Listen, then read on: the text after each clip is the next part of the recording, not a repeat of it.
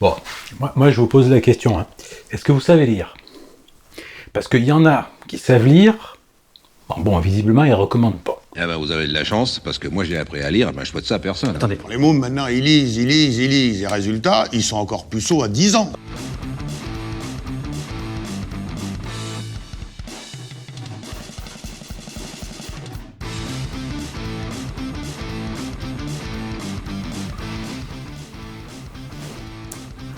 Et salut les boiseuses et les boiseux.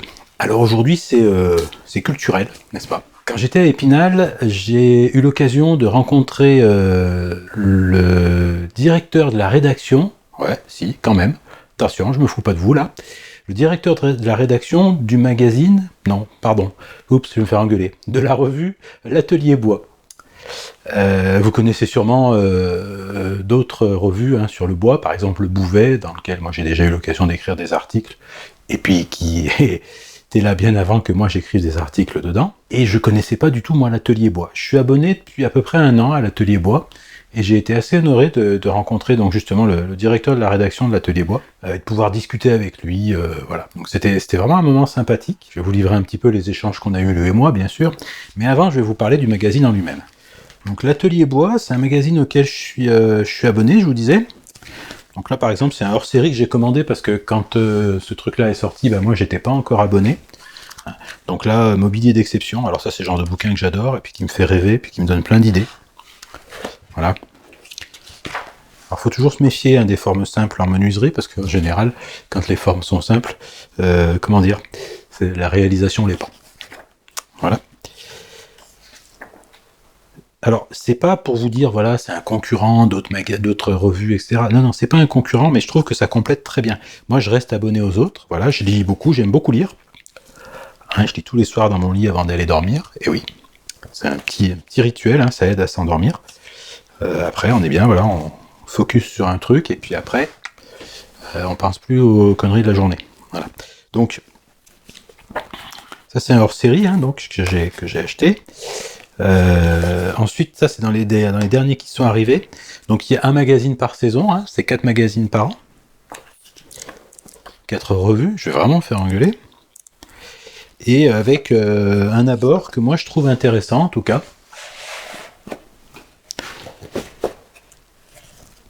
Que ce soit sur les matières, sur les outils, hein, parce que ça parle aussi outillage. Donc là, c'est pour vous donner un petit exemple du contenu. Voilà, donc là, on parle de forge. Là, on parle vraiment de matière. On parle de choses parfois beaucoup plus simples, comme des planches à découper. Donc il y a vraiment des choses, des réalisations très simples, puis des choses beaucoup plus complexes, ou beaucoup plus grandes, ça dépend. Voilà, il n'y a pas de tabou hein, dans le magazine. Dans la revue. Alors ça nous parle aussi des essences de bois, bien entendu. C'est très illustré. Alors j'ai eu beaucoup d'intérêt à lire cet article sur les haches, notamment. Donc ça, c'est le dernier numéro. Hein. Donc ça, c'est été 2024. J'attends celui de l'automne. Voilà, donc je voulais vraiment vous parler de ça. Ils ont aussi édité un ouvrage, alors je pense qu'il y en a plusieurs des ouvrages, mais en particulier sur celui-ci, qui s'appelle À taille humaine, donc je vous ai déjà parlé, hein, puisque j'ai ramené ça d'Épinal. Et À taille humaine, c'est un ouvrage sur la restauration de la charpente de Notre-Dame. Ah, vous savez que voilà, Notre-Dame a brûlé, ils refont la charpente. Je sais pas trop où ils en sont parce que je suis pas à l'actualité, mais par contre ce bouquin est super intéressant. C'est vraiment très bien documenté. Alors j'ai pas eu l'occasion de finir de le lire, mais enfin, on vous détaille par exemple les techniques de levage, on vous met aussi des plans, il faudrait que je les retrouve, avec les marques et contre-marques de charpente, hein, donc vraiment pour ceux que ça passionne. Voilà, donc ça c'est les marques et contre-marques de charpente que vous voyez en rouge tout autour là. Donc ils sont allés jusqu'à ce niveau de détail, donc ça aussi c'est très intéressant. Et voilà, donc je voulais vous parler de ça, je profite de cette vidéo pour vous mettre quelques échanges qu'on a eus donc avec Bernard Le Chevalier, qui est le directeur de la rédaction de l'Atelier Bois.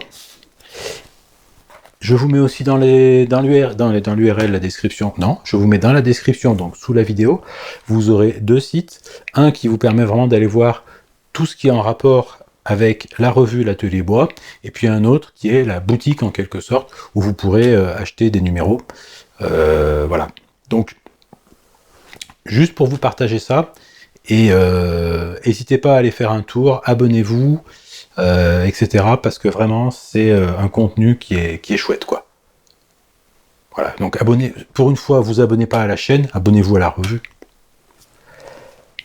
Et puis si vous savez pas quoi offrir pour Noël, ben ça c'est une bonne idée, ça. Aussi bien le bouquin que la revue. Parce que je sais plus combien ça coûte la revue, mais c'est moins de 40 € à l'année, quoi. Ça doit être aux alentours de 35, il me semble, à l'année.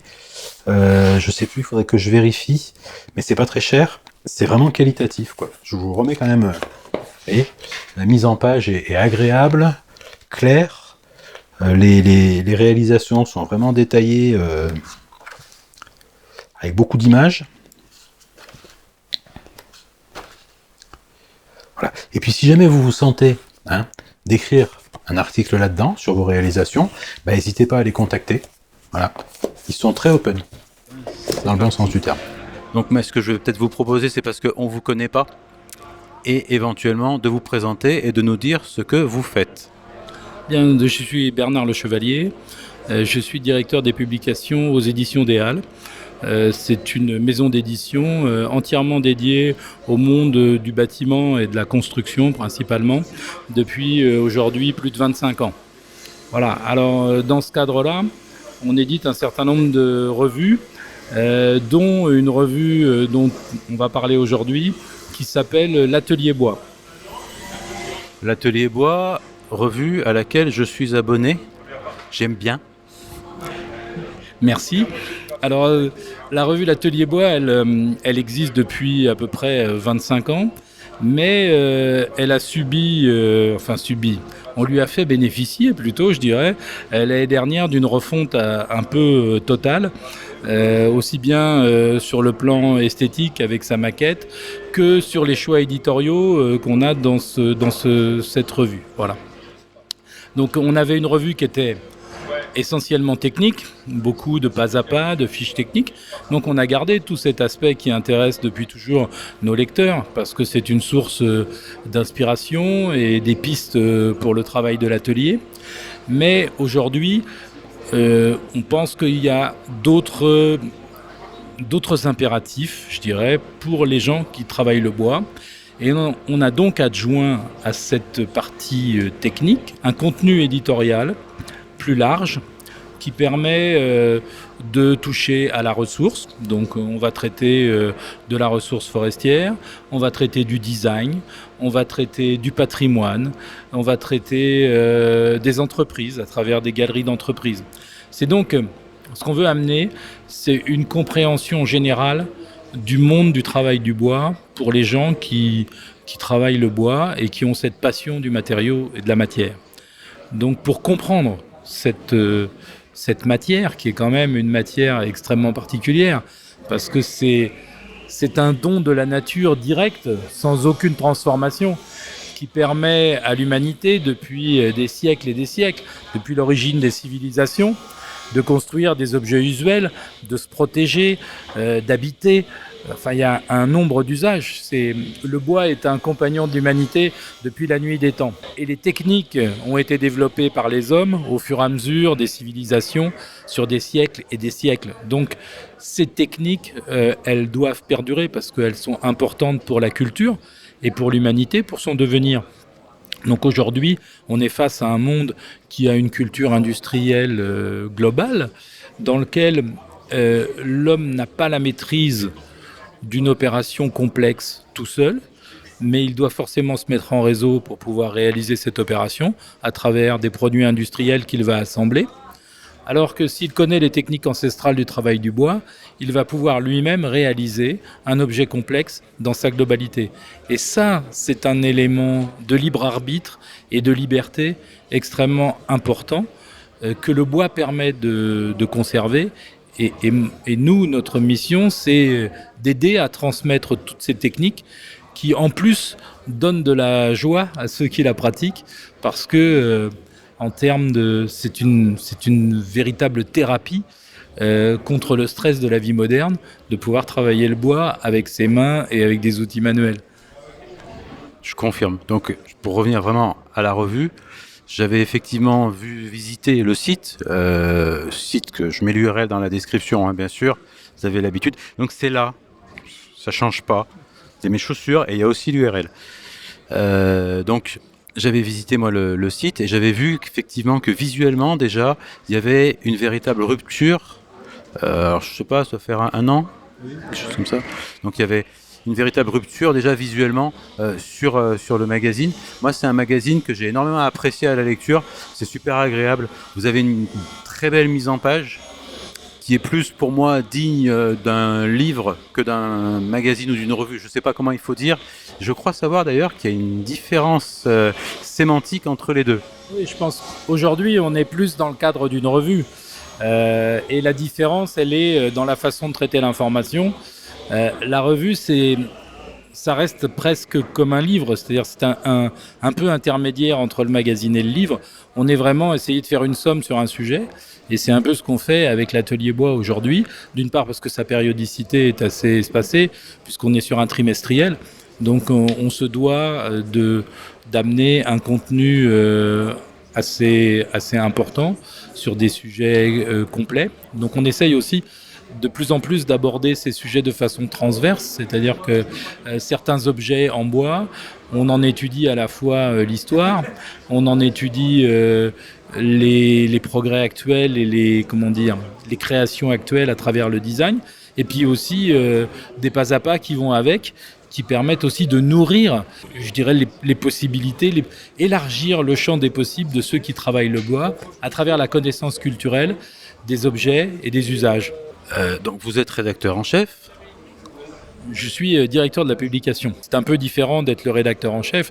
J'ai un rédacteur en chef, j'ai un rédacteur technique aussi pour tous ces aspects-là. Mais la ligne éditoriale, c'est moi qui l'impulse au magazine. Voilà. Et d'ailleurs, j'y collabore puisque j'écris aussi certains articles qui viennent maintenant dans le magazine, en particulier les articles sur les essences de bois, par exemple. Directeur de la publication, rédacteur en chef, directeur technique et les auteurs. Alors on a aussi des auteurs et à la fois quelques journalistes qui nous livrent des textes qu'on commande sur des sujets qu'on veut, mais aussi on veut que l'Atelier Bois soit une ouverture sur tous les passionnés du travail du bois.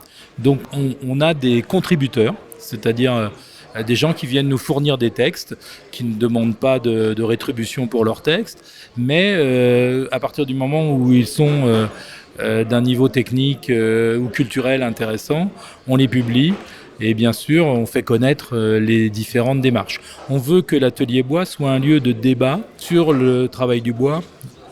Toutes les écoles peuvent venir s'exprimer et porter leur message.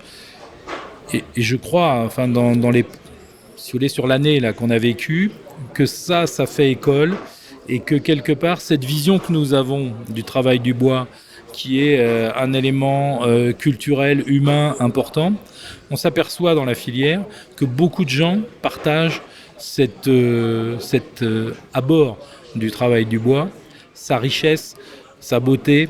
On rencontre aujourd'hui beaucoup de gens qui ont beaucoup progressé dans la filière vers une certaine plénitude autour du travail du bois à travers design, technique. C'est quelque chose d'extrêmement... Je pense que ça rejoint certaines écoles où finalement être proche de la nature, ça nous apaise. Et quoi de plus proche de la nature que le bois pour réaliser des objets ? Donc voilà, ce respect de la nature à travers le travail du bois, elle fait du bien. Je rejoins complètement. Vous ne publiez pas que la revue, il y a des ouvrages, à ce que je sais, j'en vois un que vous avez. On a eu la chance de croiser François Calam, il y a 2-3 ans maintenant, qui travaillait sur la charpente de Notre-Dame avec son association Les Charpentiers sans frontières. Voilà, ils ont réalisé avec Charpentiers sans frontières la reproduction, la reconstitution de la ferme numéro 7 de Notre-Dame, du Grand Comble de Notre-Dame. Et cette ferme numéro 7 a servi de référentiel à la maîtrise d'œuvre et à la maîtrise d'ouvrage pour l'ensemble du chantier du Grand Comble qui a pu être réalisé comme étaient réalisées les charpentes de Notre-Dame au XIIIe siècle, avec des bois verts qui ont été récoltés en forêt spécifiquement pour cette opération et taillés à la main. Alors, ça s'appelle À taille humaine, c'est sous-titré Charpentiers sans frontières pour Notre-Dame. On a pu le feuilleter avec un vrai charpentier, que je ne citerai pas parce qu'il est bien discret, qui l'a trouvé intéressant, hein, j'ai vu briller ses yeux. On a quand même sur certaines planches des tailles, des marques et contre-marques des charpentiers telles qu'elles étaient utilisées historiquement. Entre autres, hein, j'ai feuilleté rapidement, donc voilà. Moi, ça m'a semblé très très intéressant. C'est richement illustré, c'est une certitude, parce que moi je ne sais pas lire, alors voilà, je regarde les images. Donc c'est vraiment un bouquin très sympathique. Je vais aussi rajouter, parce que moi je suis abonné à l'Atelier Bois, quelques images du magazine en lui-même, de la revue. C'est la revue. Je vais avoir des problèmes, moi, si je raconte n'importe quoi, que j'adore feuilleter. Moi, je lis tous les soirs avant de m'endormir. C'est un petit rituel. Donc, honnêtement, c'est un beau bouquin. J'ai vraiment apprécié la mise en page. On a une reliure collée qui, pour une revue, est quand même déjà assez riche. Hein. Voilà, donc c'est vraiment c'est des beaux bouquins. Autre chose peut-être à dire Écoutez, on a une vision, comme on disait tout à l'heure, un peu disruptive du travail du bois, qui n'est pas une vision très industrielle de la matière, mais au contraire, c'est d'essayer de faire ressortir tout cet aspect finalement humain et humaniste qu'il y a dans le travail du bois. Donc on a besoin de votre soutien à tous. Donc n'oubliez pas de vous abonner à l'Atelier Bois pour recevoir une magnifique revue tous les trimestres. Voilà, pour un prix de 36 € par an. Donc quelque chose, c'est très raisonnable. C'est tout à fait raisonnable. Donc abonnez-vous, pas à la chaîne, à la revue. On en a discuté tout à l'heure tous les deux. La vidéo et la lecture sont absolument pas antinomiques. Et c'est complémentaire et c'est deux façons d'apprendre pour moi qui sont très très intéressantes. Je vous remercie. Je vous remercie aussi et je salue tous vos, alors je sais pas comment, vos youtubeurs, vos lecteurs, vos abonnés. Et ben alors, On peut dire viewer aussi, mais c'est un terme anglophone. Voilà. Donc je remercie aussi tous vos abonnés qui sont arrivés au bout de cette interview, si je les ai pas lassés, que quelque part, voilà, je suis passionné du travail du bois et j'essaye de transmettre cette passion qui est vitale pour la société aujourd'hui, je crois on peut dire jusque-là. Merci.